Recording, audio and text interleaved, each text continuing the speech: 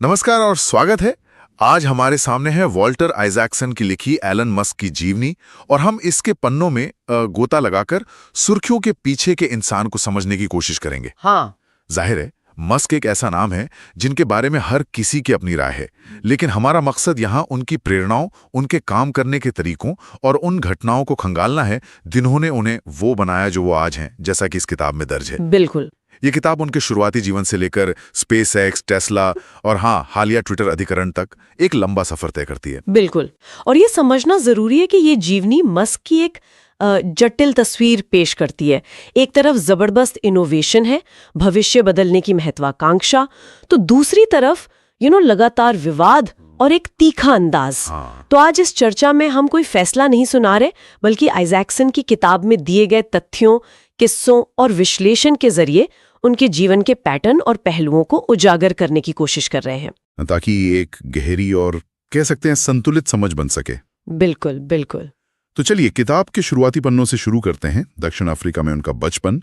Isaacson एक weld school नाम के सर्वाइवल कैंप का जिक्र करते हैं, हाँ जिसे मस्क ने खुद paramilitary Lord of the flies जैसा बताया है। हाँ ये सुनने में ही काफी भयानक लगता है। हाँ, किताब के मुताबिक ये अनुभव वाकई क्रूर था। मतलब बच्चों को बहुत कम खाना पानी दिया जाता था, उन्हें आपस में लड़ने के लिए उकसाया जाता था। अच्छा। मस्क जो उस वक्त छोटे थे और थोड़े अलग थलग रहने वाले बच्चे थे, उनकी 2 बार बुरी तरह पिटाई हुई, वजन 10 पाउंड कम हो गया। किताब इसे दर्द सहना सीखने के एक शुरुआती निर्मम सबक के तौर पर देखती है। बाप रे। और ये अकेला अनुभव नहीं था। देखिए, 1980 के दशक का दक्षिण अफ्रीका वैसे भी एक हिंसक माहौल था। किताब एक दहलाने वाली घटना बताती है। जब एलन और उनके भाई किम्बल ट्रेन से उतरे तो उन्हें खून के पोखर से गुजरना पड़ा। उनके पिता एरोल मस्क के बारे में भी किताब काफी कुछ कहती है। एरोल खुद मानते हैं कि उन्होंने बच्चों के साथ बेहद सख्त स्ट्रीट वाइज तानाशाही बरती। हाँ बिल्कुल। किताब में एरोल का एक कथन है कि एलन ने बाद में वही कठोर तानाशाही खुद पर और दूसरों पर लागू की। ये पढ़कर थोड़ा रुक कर सोचना पड़ता है। बिल्कुल। और उनकी पहली पत्नी जस्टिन मस्क का किताब में दिया गया विश्लेषण इस कड़ी को जोड़ता है। उनका मानना है कि ऐसे माहौल में टिके रहने के लिए भावनात्मक रूप से खुद को बंद करना पड़ता है। वो कहती हैं, उसने डर को बंद करना सीखा।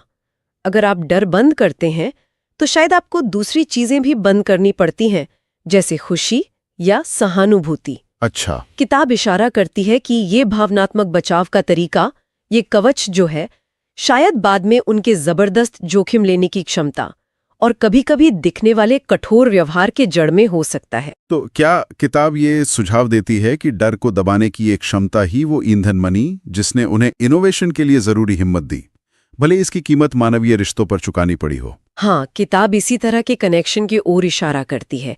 ये एक तरह के क्या कहते हैं, दुधारी तलवार है। हाँ। एक तरफ मुश्किल हालात से निपटने की ताकत, दूसरी तरफ भावनात्मक दूरी। किताब ये भी बताती है कि इस माहौल से उनका एक बड़ा सहारा था किताबें।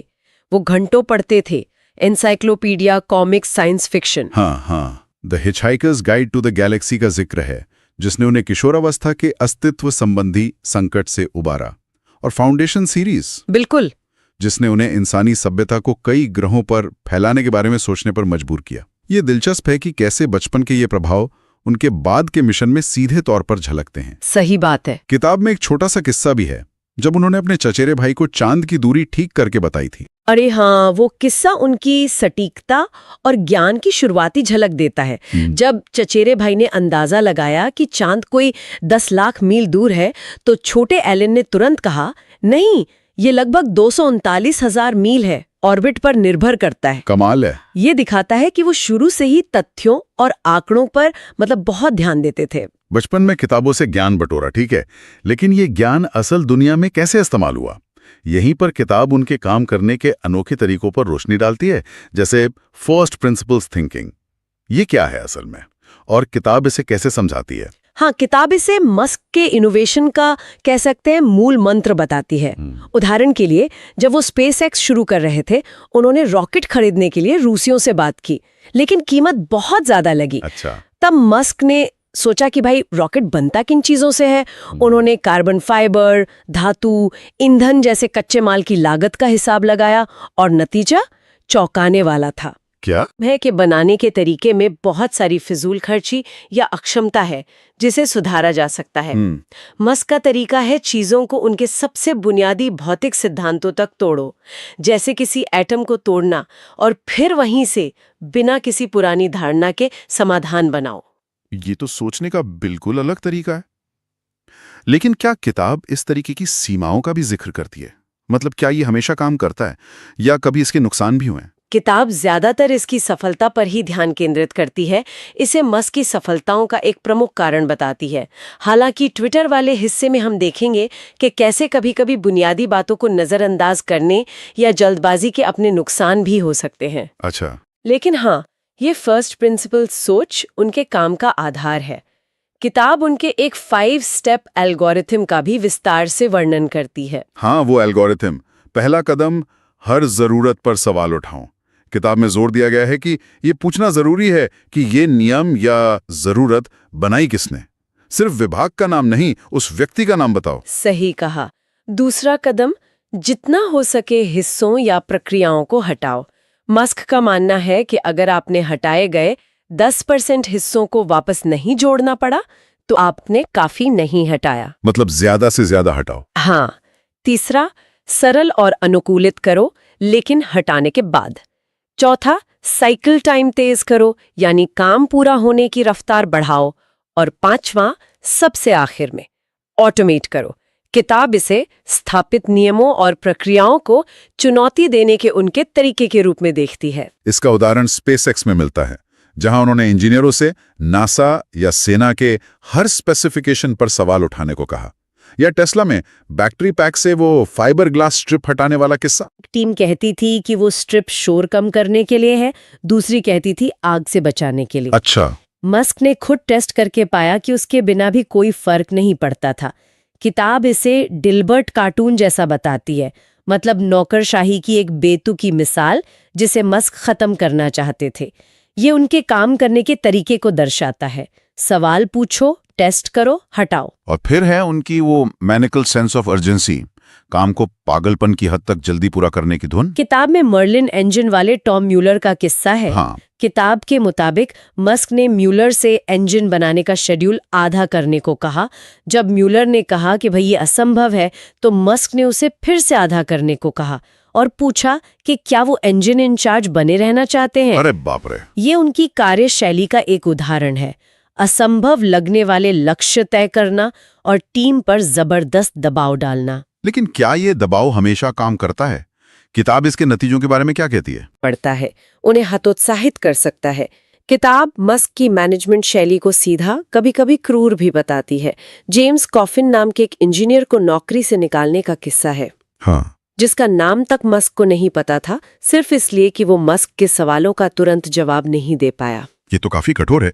क्या किताब में मस्क का इस पर कोई स्पष्टीकरण है, कोई वजह? हाँ, किताब में मस्क का तर्क दिया गया है। उनका मानना है कि लोगों के प्रति अच्छा बनने की कोशिश में पूरी कंपनी का नुकसान हो सकता है। अच्छा। वो कहते हैं कि भाई भौतिकी को आपकी भावनाओं की परवाह नहीं है, उसे बस इस बात की परवाह है कि रॉकेट सही बना है या नहीं। ये उनके मिशन केंद्रित रवैये को दिखाता है। लक्ष्य सर्वोपरि है। तो बात घूम फिर कर वहीं आती है, वो ये सब करते क्यों हैं? किताब उनके मिशन के बारे में क्या बताती है? उनके बड़े लक्ष्य तो खैर जग जाहिर हैं और किताब उन्हें विस्तार से बताती है। स्पेसएक्स के जरिए मानवता को मल्टीप्लैनेटरी बनाना, मतलब मंगल पर बस्ती बसाना। हाँ। टेस्ला और सोलर सिटी से सस्टेनेबल एनर्जी की ओर दुनिया को ले जाना। न्यूरालिंक से इंसान और मशीन का तालमेल बनाना ताकि आर्टिफिशियल इंटेलिजेंस से मुकाबला किया जा सके। किताब बताती है कि बचपन में पढ़ी वो किताब जिसमें भविष्य के आविष्कारों का जिक्र था, खासकर आयन थ्रस्टर वाले रॉकेट ने उन्हें दूसरे ग्रहों के बारे में सोचने पर मजबूर किया था। ये मिशन उनके हर बड़े कदम के पीछे की प्रेरणा है, ऐसा किताब कहती है। और यही मिशन उन्हें वो जबरदस्त जोखिम उठाने की हिम्मत देता है जिसकी बात किताब में बार बार आती है। पेपैल के उनके साथी रीड हॉफमैन का जिक्र है। हाँ, हॉफमैन किताब में कहते हैं कि मस्क का तरीका अलग है। वो पहले मिशन तय करते हैं, फिर उसे आर्थिक रूप से सफल बनाने का रास्ता खोजते हैं, जबकि ज्यादातर लोग पहले मुनाफे का रास्ता देखते हैं। अच्छा। पीटर थिल भी, जो पेपैल के सह संस्थापक थे, किताब में मानते हैं कि स्पेसएक्स और टेस्ला जैसे दांव पागलपन भरे थे, लेकिन सफल हुए क्योंकि मस्क रिस्क को शायद दूसरों से अलग तरह से आंकते हैं। थेल कहते हैं कि सिलिकॉन वैली की स्थापित सोच के हिसाब से ये अविश्वसनीय रूप से पागलपन भरे दांव थे। इसी कड़ी में ट्विटर अधिग्रहण को देखते हैं। इसके पीछे क्या मिशन था? किताब क्या कहती है? क्या ये भी मानवता को बचाने का मिशन था या कुछ और? देखिए, किताब बताती है कि मस्क ने इसके पीछे कई कारण बताए। फ्री स्पीच को बचाने की बात कही, जिससे वो खतरे में मानते थे। वोक माइंड वायरस से लड़ने की बात की, जिसे वो उदारवादी अतिवाद के तौर पर देखते थे, भी शामिल हों, जैसा वो पेपैल के साथ शुरुआत में करना चाहते थे। लेकिन क्या किताब ये मानती है कि यही असली वजह थी या मामला कुछ और पेचीदा है? किताब यहाँ एक ज्यादा जटिल तस्वीर पेश करती है। वो दिखाती है कि मस्क खुद भी इस डील को लेकर अनिश्चित थे। अच्छा। कभी वो इस विचार से बेहद उत्साहित होते थे, तो कभी ट्विटर बोर्ड पर मुकदमा करने और डील से पीछे हटने की धमकी देते थे। किताब में उनका वो बयान भी है जहां वो कहते हैं कि वकीलों ने उन्हें ये बालों का गोला निगलने पर मजबूर किया, यानी डील पूरी करने पर। तो किताब इशारा करती है कि मिशन के साथ साथ शायद कुछ और भावनाएं, शायद नियंत्रण की इच्छा या खेल के मैदान को अपने हिसाब से चलाने की प्रवृत्ति भी काम कर रही थी, जिसका जिक्र उनके बचपन के संदर्भ में भी आता है। तो ट्विटर का अधिग्रहण उनके काम करने के तरीकों की एक बड़ी केस स्टडी बन गया फिर तो। किताब इसे कैसे प्रस्तुत करती है? बिल्कुल, ये उनके तरीकों का एक बड़ा उदाहरण है। किताब बताती है कि अधिग्रहण के बाद उन्होंने तेजी से बदलाव किए। बड़े पैमाने पर छंटनी हुई। पहले दौर में लगभग आधे कर्मचारी और कुछ इंफ्रास्ट्रक्चर टीमों में तो 90% तक हटा दिए गए। 90%? हाँ। अंततः ये आंकड़ा करीब 75% तक पहुंचा। कंपनी का कल्चर पूरी तरह बदल गया। पहले के आरामदायक माहौल की जगह एक हार्डकोर वर्किंग स्टाइल लागू की गई, जहां मनोवैज्ञानिक सुरक्षा के बजाय मनोवैज्ञानिक खतरा महसूस होने लगा, जैसा किताब में वर्णित है। और उनके वो अंतर्विरोध जिनका जिक्र पहले भी हुआ, वो यहाँ खुलकर सामने आए। फ्री स्पीच की बात और फिर @ElonJet जैसे अकाउंट को बैन करना। हाँ, किताब इन अंतर्विरोधों को उजागर करती है। एक तरफ खुद को फ्री स्पीच एब्सोल्यूटिस्ट कहना, दूसरी तरफ @ElonJet, जो उनके निजी प्लेन को ट्रैक करने वाला अकाउंट था, उसे सुरक्षा कारणों का हवाला देकर बैन करना। या किताब योएल रॉथ वाले मामले का जिक्र करती है, जो ट्विटर के पूर्व ट्रस्ट और सेफ्टी हेड थे। मस्क ने कथित तौर पर रॉथ को ब्लैकमेल का आरोप लगाकर अकाउंट बैन करने का आदेश दिया, जबकि रॉथ ने समझाया था कि ये नियमों का उल्लंघन नहीं है। अच्छा। फिर पॉल पेलोसी वाले मामले में खुद एक फेक न्यूज साइट का लिंक ट्वीट कर देना, जिससे विज्ञापनदाताओं में चिंता बढ़ी। हालांकि उन्होंने बाद में वो ट्वीट डिलीट कर दिया और माफी भी मांगी। ये तो काफी विरोधाभासी लगता है। किताब इसे कैसे समझाती है? क्या ये सिर्फ आवेग में लिए गए फैसले थे या इसके पीछे कोई रणनीति थी? किताब इसे मस्क के आवेग, उनकी डेमन मोड जैसा वो खुद कहते हैं, और उनकी ये सोच के मिश्रण के रूप में देखती है कि नियम उन पर लागू नहीं होते या उन्हें बदला जा सकता है। ये दिखाती है कि उनकी नजर में लक्ष्य, जैसा वो उसे परिभाषित करते हैं, साधनों को सही ठहराता है, भले ही वो विरोधाभासी लगे। किताब सैक्रामेंटो डेटा सेंटर से सर्वर हटाने की घटना का भी जिक्र करती है, जिसे सैक्रामेंटो रेड कहा गया। अरे हाँ, वो किस्सा तो कमाल का है। क्रिसमस से ठीक पहले सर्वर हटाने का फैसला, ये क्या था? ये उनकी जोखिम लेने की क्षमता, विशेषज्ञों की चेतावनियों को नजरअंदाज करने और काम तुरंत पूरा करवाने की जिद का प्रतीक है। किताब बताती है कि इंजीनियर्स ने कहा था कि भाई इसमें 6-9 महीने लगेंगे और ये बहुत जोखिम भरा है, इससे ट्विटर ठप हो सकता है। और मस्क ने इसे कुछ ही हफ्तों में, क्रिसमस से ठीक पहले, खुद अपनी टीम के साथ मिलकर कर डाला। लेकिन क्या ये जल्दबाजी से ही साबित हुई? इसका नतीजा क्या निकला? नहीं। किताब के मुताबिक मस्क ने बाद में माना कि ये गलती थी। उन्हें ये नहीं बताया गया था, या शायद उन्होंने ध्यान नहीं दिया, कि सैक्रामेंटो के सर्वर के 70,000 हार्ड कोडेड रेफरेंसेस थे। इस जल्दबाजी के कारण ट्विटर महीनों तक अस्थिर रहा।